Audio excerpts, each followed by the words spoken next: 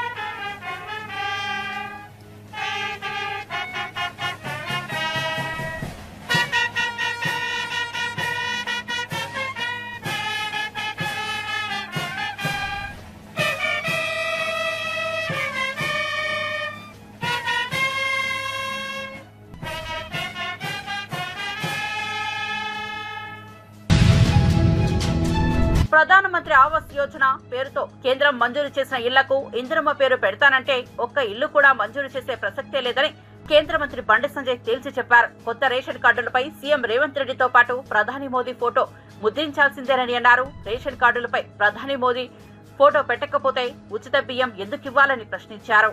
చేసే ప్రయత్నం చేస్తే ఒక ఇల్లు కూడా కేంద్ర ప్రభుత్వం ఇవ్వదు. రేషన్ కార్డుల మీద నరేంద్ర మోడీ గారి ఫోటోలు ఇచ్చేది, రేషన్ ఇచ్చేది కేంద్ర ప్రభుత్వం, మీకు బియ్యం ఇచ్చేది కేంద్ర ప్రభుత్వం, ఒక్క పప్పులు ఉప్పులు ఇచ్చేది కేంద్ర ప్రభుత్వం. రేషన్ కార్డులు ఇవ్వమంటే రేషన్ కార్డుల మీద ముఖ్యమంత్రి గారు ఫోటో పెడతారు, కాంగ్రెస్ పార్టీ ఇంద్రమ్మ ఫోటో పెడతారు. ఎవరు జాగిరి ఇచ్చేది నరేంద్ర మోడీ గారు, ఫోటోలు మాత్రం వీళ్ళు పెట్టుకుంటారు. రేషన్ కార్డుల మీద నరేంద్ర మోడీ గారి ఫోటో లేకుంటే మీకు రేషన్ కూడా రాసి పెట్టుకోరు. పేదలకు డైరెక్ట్ ఇస్తాం, ఎట్లా ప్లాన్ చేస్తాం. మేము పేదలకు అన్యాయం చేయం, మేము ఇండ్లు ఇచ్చే విషయంలో పేదలకు అన్యాయం చేయం. ఎట్లా పేదలకు డైరెక్ట్ ఇల్లు దాని విషయంలో ఆలోచిస్తే మీ ప్రభుత్వం బర్బాద్ అవుతుంది విషయాన్ని గుర్తుంచుకోవాలి. రేషన్ కార్డుల విషయంలో, ప్రధానమంత్రి ఆవాస్ యోజన విషయంలో పేదలకు ఇండ్లు ఇచ్చే బాధ్యత మాది, పేదలకు రేషన్ ఇచ్చే బాధ్యత మాది. కానీ పేర్లు మార్చి ఫోటోలు మార్చి మీ పథకాలుగా చిత్రీకరించే ప్రయత్నం చేస్తే కేంద్ర ప్రభుత్వం ఊరుకోదన్న విషయాన్ని గుర్తుంచుకోవాలి. పైసలు మనై, పేరు మాత్రం కర్రీమేళ బీఆర్ఎస్ వాళ్ళు చెప్పుకుంటే కాంగ్రెస్ వాళ్ళు మళ్ళీ చెప్పుకుంటారు. ఇవాళ 30,000 కోట్లు బిత్తి కడుతున్నారు సంవత్సరానికి. కాంగ్రెస్ 30,000 కోట్లు సంవత్సరం లోపలనే బిత్తి కడుతున్నారు. ఇప్పటికే దాదాపు అప్పులు చేశారు, పొట్టు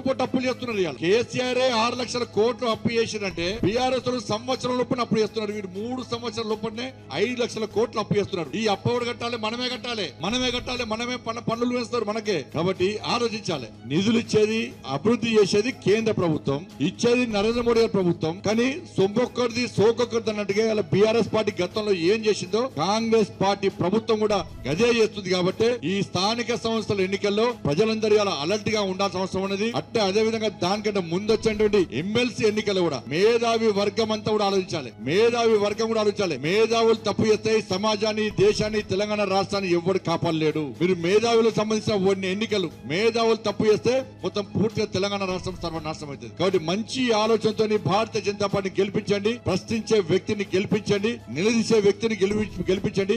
అటువంటి పార్టీకి అవకాశం ఇవ్వాల్సిందిగా మీ అందరికీ విజ్ఞప్తి చేస్తూ, తప్పకుండా కరీంనగర్ కార్పొరేషన్ లో నిన్ననే కేంద్ర మంత్రి గారు ఇలా దాదాపు 10-15 డివిజన్లలో ఆ డంపింగ్ యార్డ్ తోని చాలా ఇబ్బంది పడుతుంటే ఇన్ని 10 సంవత్సరాల్లో బీఆర్ఎస్ పార్టీ ఒక్క పైసా ఇయ్యలే. 10 సంవత్సరానికి డంపింగ్ యార్డ్ మార్చడానికి ఒక్క పైసా ఇయ్యలే. 24 గంటల నీటి సరఫరా ఇస్తా ఒక్క పైసా ఇయ్యలే. స్మార్ట్ సిటీ కూడా ఇచ్చి సమయానికి పైసలు ఇయ్యలే. ఇలా మేమంతా పైసలు ఇచ్చిన తర్వాత కేంద్ర ప్రభుత్వం నరేంద్ర మోడీ గారు పైసలు ఇచ్చినాకనే వాళ్ళ డంపింగ్ యార్డ్ సమస్య పరిష్కారం అవుతున్నది. వాళ్ళ 24 అవర్స్ వాటర్ సప్లైను నిన్న ప్రారంభించినాం. అబ్బో మీరు పైసలు ఇస్తే మా మంత్రితో ప్రారంభిస్తే మీరు ఊకుందిరానే. ఇలా పైసలు మేము ఇచ్చినాం కాబట్టి. వైఎస్ఆర్సీపీ ఎంపీ విజయసాయిరెడ్డి రాజీనామా వ్యవహారంపై ఏపీపీసీసీ అధ్యక్షురాలు వైఎస్ షర్మిల స్పందించారు. జగన్ విశ్వసనీయత కోల్పోయారు కాబట్టి విజయసాయిరెడ్డి పార్టీ నుంచి వెళ్లిపోయారని వ్యాఖ్యానించారు. విజయవాడలోని పార్టీ కార్యాలయంలో ఆమె మీడియాతో మాట్లాడారు.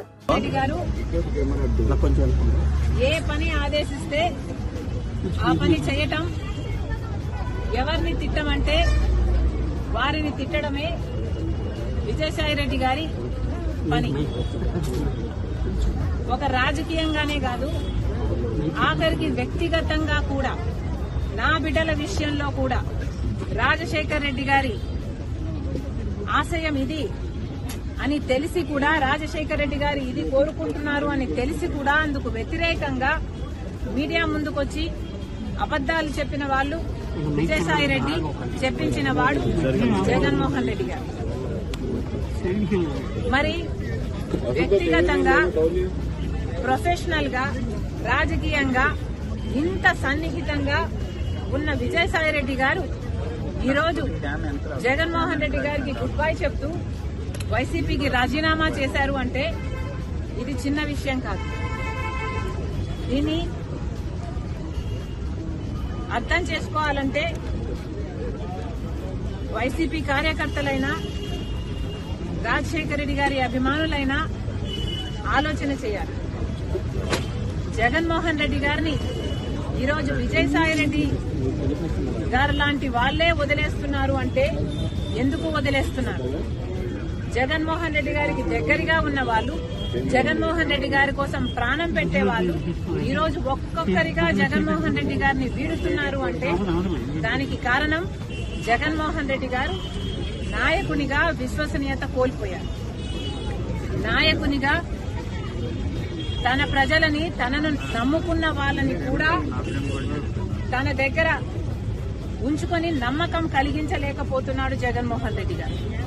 కాబట్టే ఈరోజు రాజకీయంగా అయినా, వ్యక్తిగతంగా అయినా జగన్మోహన్ రెడ్డి గారు విశ్వసనీయత కోల్పోయారు. కాబట్టే జగన్మోహన్ రెడ్డి గారు నా అనుకున్న వాళ్ళంతా దూరం అవుతున్నారు.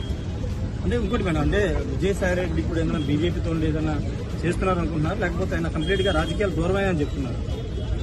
కానీ బీజేపీ ఏదైనా వ్యూహంలో భాగంగా చేస్తున్నారు అనుకున్నారు? అంటే ఆంధ్రప్రదేశ్ రాజ్యసభ సభ్యులు తీసుకుని రాజ్యసభలో బలపడాలనే వ్యూహం జగన్మోహన్ రెడ్డి గారు బీజేపీకి, మోడీ గారికి దత్తపుత్రుడు. జగన్మోహన్ రెడ్డి గారు తనని తాను కాపాడుకోవడం కోసం సాయిరెడ్డిని బీజేపీ దగ్గరికి పంపించాల్సిన అవసరం లేదు. ఎందుకంటే జగన్మోహన్ రెడ్డి గారు ఇంతకాలం సాయిరెడ్డిని తన దగ్గర పెట్టుకునే బీజేపీ నుంచి ఫేవర్స్ పొందాడు. తనని తాను సిఐడి కస్టడీలో ఉన్న సమయంలో తనపై దాడి చేసిన వారిని గుర్తించారని ఏపీ డిప్యూటీ స్పీకర్ రఘురామకృష్ణరాజు వెల్లడించారు. వైఎస్ఆర్సీపీ ప్రభుత్వ హయాంలో ఎంపీగా ఉన్న ఆయన్ని అప్పట్లో సిఐడి అధికారులు అరెస్ట్ చేసిన సంగతి తెలిసిందే. సిఐడి కస్టడీలో ఆయన్ని చిత్రహింసలకు గురిచేసి అంతమొందించేందుకు యత్నించినట్లు కేసు నమోదైంది. దీనికి సంబంధించి నిందితుని గుర్తింపు ఫరైడ్ ప్రక్రియ నిర్వహించారు. జిల్లా జడ్జి సమక్షంలో నిందితుడిని గుర్తించే పరేడ్ ప్రక్రియలో రఘురామ పాల్గొన్నారు. పరేడ్ అనంతరం రఘురామ మీడియాతో మాట్లాడారు. నేను ఎవరైతే నా గుండెల మీద కూర్చున్నారో వారిని నేను గుర్తించడం జరిగింది. మరి అక్కడ 6-7 ఉన్నారు. అందులో క్లియర్గా నా గుండెల మీద కూర్చున్న వాళ్ళని నేను గుర్తించడం జరిగింది. మరి అతను ఎవరన్నదే మరి వ్యక్తిని అయితే నేను గుర్తించా, ఖచ్చితంగా ఇతనే అని చెప్పా. మరి అతను అందరూ అనుకునే వ్యక్తి కాదా అన్నది మరి అది మీరు తెలుసుకోవాలి. నేనైతే నా గుండెల మీద కూర్చున్న వ్యక్తిని గుర్తించాను క్లియర్గా. నా చెస్ట్కి బాగా దగ్గరగా కూర్చొని నన్ను 2-3 షాట్లు కొట్టినప్పుడు అప్పుడు లైట్గా జారింది. సో నేను ముసుగు అవసరం లేదు, ముసుగున్నా లేకపోయినా ఈ వ్యక్తికి మిగిలిన వాళ్ళు దూరంగా ఉన్నారు. ఇతను బాగా మరీ దగ్గరగా గుండెల మీద కూర్చుని సెల్ ఫోను ఓపెన్ చేయమని అతి దగ్గరగా వచ్చినందువల్ల అది కూడా కర్చీఫ్ లూజ్ కట్టుకుంటారు కదా, కొంచెం నన్ను కొడతాం మూమెంట్లు అన్నీ ఉన్నప్పుడు సో మొహం కూడా ఆల్మోస్ట్ ఇలా జారిపోయిందంటే ఆల్మోస్ట్ కనపడిపోతుంది కదా. సో మొహం కూడా చూడటం జరిగింది. సో ఇప్పుడు నేను ఐడెంటిఫై గుండెల మీద కూర్చున్న వ్యక్తిని అయితే స్పష్టంగా ఐడెంటిఫై చేశాను. ఎంటర్ అయినప్పుడు నేను 5గురిని చూసా. ఆ తర్వాత మధ్యలో కూడా 1-2 సార్లు తలుపులు తెరవటం మూయటం ఏదో జరిగింది. ఒక్కసారి లాఠీ దెబ్బలు కాళ్ళ మీద పడ్డాక, దెబ్బలు కాళ్ళ మీద కాదు ఇక్కడ తగిలినట్టున్నాయి అంతే. ఫస్ట్ 3-4 షాట్ల తర్వాత బుర్ర బ్లాంక్. మళ్ళీ కొంచెం నడిపించారు. ఒక రౌండ్ అయ్యాక కట్లిప్పి కాళ్ళకి కట్టిని, మళ్ళీ ఒకసారి ఎలకెలా, ఇంకోసారి బోర్లా, మళ్ళీ ఎలకెలా, అలా పొజిషన్లు మార్చి కొట్టారు. అప్పుడు ప్రభావతి గారు పరారీలో ప్రభావతి అందుబాటులో లేరని పారిపోయారు. మరి సుప్రీంకోర్టులో ఫైల్ చేశారు. నేను కూడా అందులో ఇంప్లీట్ పిటిషన్. ప్రపంచంలోనే అతిపెద్ద ఆధ్యాత్మిక వేడుక మహాకుంభమేళాకు దేశ విదేశాల నుంచి భక్తులు తరలి వస్తున్నారు. ప్రయాగ్రాజ్లోని త్రివేణి సంగమం వద్ద పుణ్యస్నానాలు ఆచరిస్తున్నారు. రోజుకు కనీసం 1 కోటి మంది పుణ్యస్నానాలు ఆచరిస్తున్నట్లు అధికారిక లెక్కలు తెలియజేస్తున్నాయి. జనవరి 13న మొదలైన కుంభమేళా ఫిబ్రవరి 26 వరకు మొత్తంగా 45 రోజుల పాటు జరగనుంది. కుంభమేళాలో ఈ నెల 29న మౌని అమావాస్య నిర్వహణకు అధికారులు ప్రత్యేక ఏర్పాట్లు చేస్తున్నారు. ఆ రోజున వీఐపీ జోన్ ఉండదని, ప్రముఖులకు అదనపు ఏర్పాట్లు ఉండవని ఇప్పటికే ఉత్తరప్రదేశ్ ప్రభుత్వం తెలిపింది.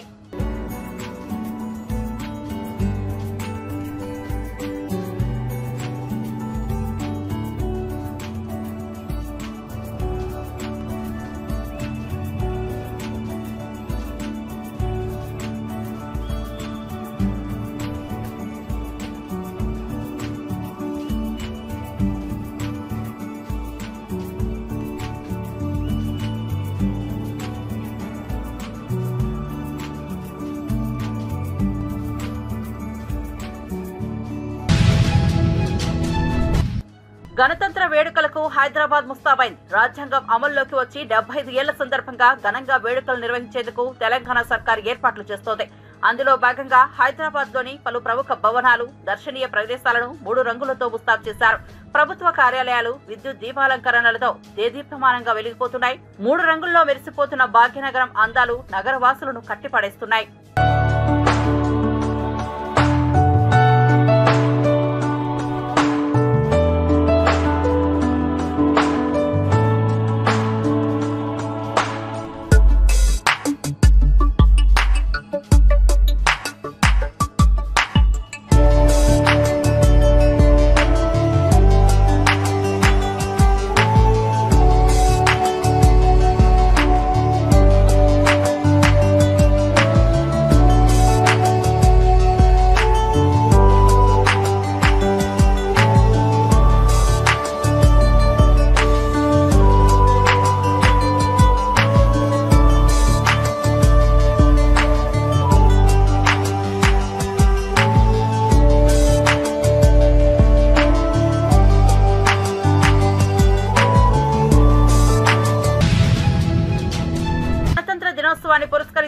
విద్యుత్ దీపాలతో విజయవాడ అంతర్జాతీయ విమానాశ్రయం మువ్వెన్నెల రంగులతో కలకలలాడుతోంది. విమానాశ్రయం వెలుపల వరకు ఏర్పాటు చేసిన విద్యుత్ దీపకాంతులు ప్రత్యేక ఆకర్షణగా నిలిచాయి. త్రివర్ణ శోభితపై దగదగలాడుతున్న విమానాశ్రయం ఆవరణలో ఫోటోలు తీసేందుకు ప్రయాణికులు, స్థానికులు ఉత్సాహం కనబరిచారు.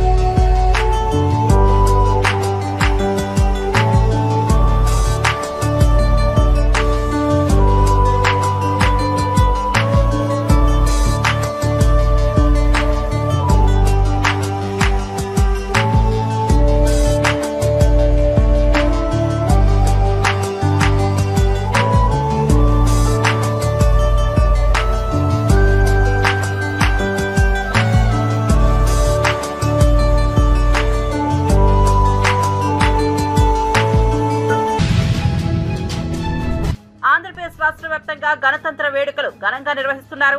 విజయవాడలోని ఇందిరాగాంధీ మున్సిపల్ గ్రౌండ్ లో గవర్నర్ జస్టిస్ అబ్దుల్ నజీర్ జాతీయ జెండాను ఆవిష్కరించారు. అనంతరం పోలీసుల నుంచి గౌరవ వందనం స్వీకరించారు. కార్యక్రమంలో CM Chandrababu, deputy CM Pawan Kalyan, మంత్రి లోకేష్ పాల్గొన్నారు. ఈ సందర్భంగా ప్రభుత్వ శాఖల శకటాల ప్రదర్శన ఆకట్టుకుంది.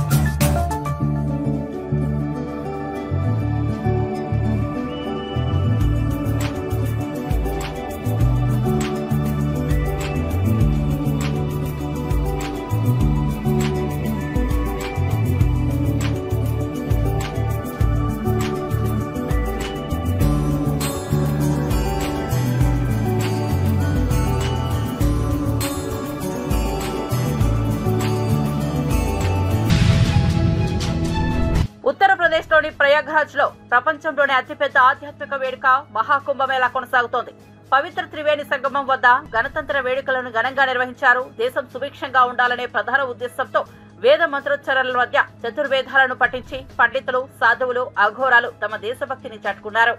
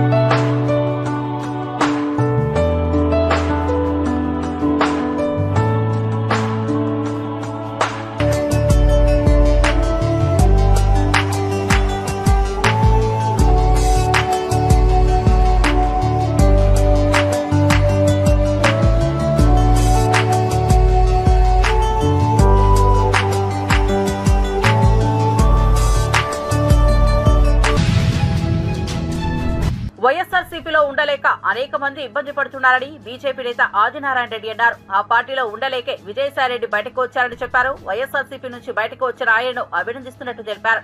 కడపలో ఆదినారాయణ రెడ్డి మీడియాతో మాట్లాడారు. ఆ జగన్ సారు నమ్ముకునే వాళ్ళందరూ బికారని అదే జరుగుతుంది. వాళ్ళ వాదం ఆర్తనాదం కావరము కండకావరం తగ్గలే అతనికి జమిలి ఎలక్షన్లు వస్తాయనేది. ఇలాంటివన్నీ చూసిన తర్వాత విజయసాయి రెడ్డి ఎందుకు ఈ దరిద్రం అని బయటకు వచ్చాడు. కాబట్టి ఆయన్ను ఈ సందర్భంగా ఇప్పుడైనా తెలుసుకొని ఇక పార్టీ బ్రతకదని తెలుసుకొని బయటికి వచ్చినందుకు నేను విజయసాయి రెడ్డి గారిని హృదయపూర్వకంగా అభినందిస్తున్నాను. నేను అందరినీ కోరుతున్నాను, మిగతా వాళ్ళను ఎట్లా పోతుంది పార్టీ, దరిద్రం నుంచి బయటికి రండి. ఆ దరిద్రం నుంచి ఈ రాష్ట్రం, ఈ దేశం బాగుపడాలా. ఇలాంటి పార్టీ ఉండకూడదు. మన ఆంధ్ర పరువు తీసేసినాడు. ఇష్టం వచ్చినట్టు అప్పులు చేసినాడు, ఇష్టం వచ్చినట్టు తప్పులు చేసినాడు.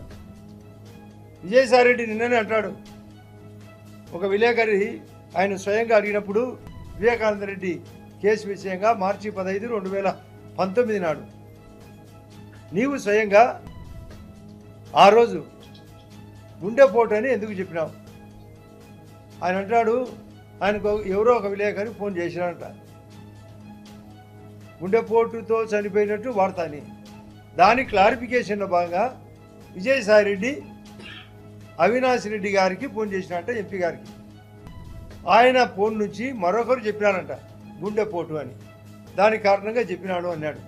కానీ అవినాష్ రెడ్డి గారు అంటారు, నేను ఎక్కడో ప్రయాణం జమ్మనోడు పోయిపోతున్నా, నాకు మధ్యలో తెలిసి వచ్చింది అని. కానీ అవినాష్ రెడ్డికి ఫోన్ చేస్తే అవినాష్ రెడ్డి మనిషి చెప్పినట్టు చెప్తున్నాడు విజయసాయి రెడ్డి. అంటే అబద్ధం ఆడను అంటూ, ఆయన అబద్ధం ఆడే వ్యక్తి కాదు అవినాష్ రెడ్డి గారు. పాపం ఆ రోజు కడప ఎస్పీ గారికి, ఆ రోజు ఉండబడిన ఎస్పీ గారికి కూడా స్వయంగా అవినాష్ రెడ్డే ఫోన్ చేసి గుండెపోటు అని చెప్పడం, సాక్షి పేపర్లోనే గుండెపోటు అని రావడం, కాస్టి టీవీలో, పేపర్ కాదు టీవీలలో స్క్రోలింగ్ నేను స్వయంగా చూశాను, కాలం చూపించాను కూడా అన్ని టీవీలతో పాటు. కానీ ఈరోజు నాకు తెలిసి ఇక్కడ సాక్షి ఎప్పుడు ఉండదు, ఇప్పుడు కూడా లేదు. అది మామూలే, అది ఇప్పుడు మాయమైపోయింది. అది ఎప్పుడు ఉండదు, తప్పించుకోవడమే. అంటే ఈ విధమైన ప్రవర్తనతో విజయసాయి రెడ్డి గారు నిజం చెప్పాల్సిన అవసరం ఉంది కాబట్టి చెప్పినాడు కూడా. నేను అవినాష్ రెడ్డి ఏమో సంక్రాంతికి వస్తున్న చిత్ర బృందం రాజమహేంద్రవరంలో సందడి చేసింది. నగరంలోని శ్యామల థియేటర్ కు హీరో వెంకటేష్, మీనాక్షి చౌదరి, దర్శకుడు అనిల్ రావుపూడి వచ్చారు. సినిమా చూసేందుకు వచ్చిన ప్రేక్షకులతో సరదాగా మాట్లాడారు. అనంతరం మీడియాతో మాట్లాడుతూ ప్రేక్షకులకు కృతజ్ఞతలు తెలిపారు. అనిల్ రావుపూడి దర్శకత్వంలో వెంకటేష్ నటించిన ఈ చిత్రం జనవరి 14న విడుదలై హిట్ ను సొంతం చేసుకున్న విషయం తెలిసిందే.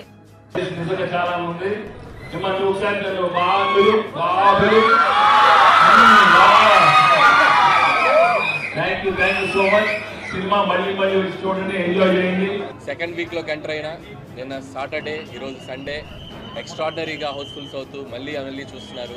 చూడని వాళ్ళు మళ్ళీ చూసిన వాళ్ళు అందరూ రిపీటెడ్గా చూస్తూ సినిమా రోజు రోజుకి అసలు ఇది ఎక్కడ అవుతుందో అన్నంత స్కై లిమిట్గా వెళ్తుంది. So you are all very happy. So ఇంత పెద్ద విజయాన్ని అందించిన ప్రేక్షకులకి మనస్ఫూర్తిగా థ్యాంక్స్ చెప్పడానికి మన ఈస్ట్ గోదావరి డిస్టిక్కి ఈరోజు భీమవరంలో సాయంత్రం ఒక పెద్ద సక్సెస్ఫుల్ ఈవెంట్ ఉంది. సో పెద్ద విజయోత్సవ వేడుక చేయడానికి భీమవరం వెళ్తూ దారిలో రాజమండ్రిలో మన థియేటర్లో ప్రేక్షకుల మధ్య మా ఆనందాన్ని వాళ్ళతో పంచుకొని సో ఇలా ప్రెస్ మీట్కి రావాలనుకొని ఇక్కడ మీ ముందు ఇక్కడికి వచ్చాం. సో ఇప్పటికే ఆల్మోస్ట్ 260 కోట్ల పైగా గ్రాస్ చేసింది. సో ఇంకొక 1 వీక్ రన్ ఉండబోతుంది. సో ఇది ఎంత పెద్ద నెంబర్ చూడబోతున్నాం అనేది రాజు మన శిరీష్ గారు చెప్తారు. ఈ సక్సెస్ని మేము ఎందుకు ఇంత సెలబ్రేట్ చేసుకున్నామంటే మనిషికి లైఫ్లో ఎంత స్ట్రెస్ ఉన్నా వాళ్ళు సరదాగా థియేటర్కి వచ్చి కాసేపు నవ్వుకుంటే వాళ్ళు ఎంత రిలాక్స్ అవుతారు, నవ్వుకుంటే ఎంత ఆనందానికి లోనవుతారు అనేది ఈ సక్సెస్ ప్రూవ్ చేసింది.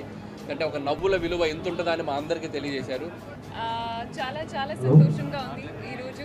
లాస్ట్ టైం నేను చెప్పారు అది హిట్ అయ్యాక రాజమండ్రి మళ్ళీ కలుద్దాం. And thank you to everybody, to the entire audiences who made this come true. I'm so happy. 2025 ఒక మంచి నోట్తో స్టార్ట్ అయింది. సో చాలా సంతోషంగా ఉంది అండ్ చాలా గ్రేట్ఫుల్గా ఉన్నాను. ఐ థింక్ ఇది సంక్రాంతికి వస్తున్నాం is created records in its own way. So ఇది చాలా చాలా స్పెషల్ ఫిల్మ్ నాకు.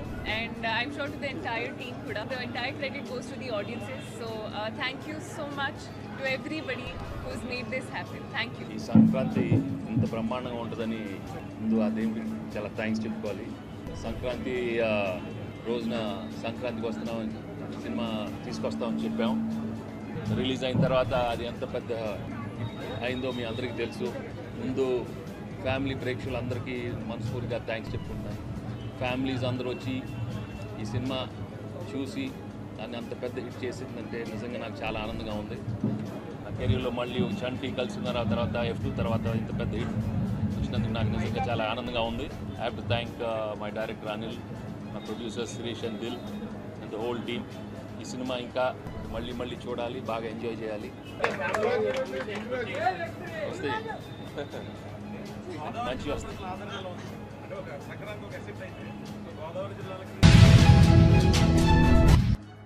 ఆదివారం సెలవు దినం కావడంతో యాదాద్రి శ్రీ లక్ష్మీనరసింహస్వామి వారి ఆలయంలో భక్తుల రద్దీ నెలకొంది. దీంతో ఆలయ పరిసరాలన్నీ భక్తులతో కిటకిటలాడాయి. స్వామివారి దర్శనానికి భక్తులు క్యూ లైన్లలో బారులు తీరారు. స్వామివారి ఉచిత ప్రవేశ దర్శనానికి దాదాపు 2 గంటలు, ప్రత్యేక దర్శనానికి 1 గంట పడుతోంది. ప్రసాద విక్రయశాల, సత్యనారాయణ స్వామివ్రత మండపం, కొండ కింద విష్ణు పుష్కరిణి, కారు పార్కింగ్, బస్టాండ్లలో భక్తుల సందడి నెలకొంది.